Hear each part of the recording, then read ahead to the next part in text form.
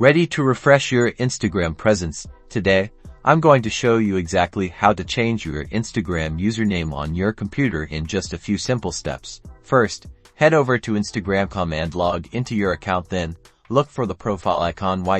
It's usually in the shape of a person, or your profile picture Y located in the top right corner of the screen, and give it a click. This will take you to your profile page. Now, locate the Edit Profile button near the top of the page, just below your bio, and click on it. This is where all the magic happens. Alright, you're now on the Edit Profile page. You should see a field labeled Username. Click inside this field to highlight your current username.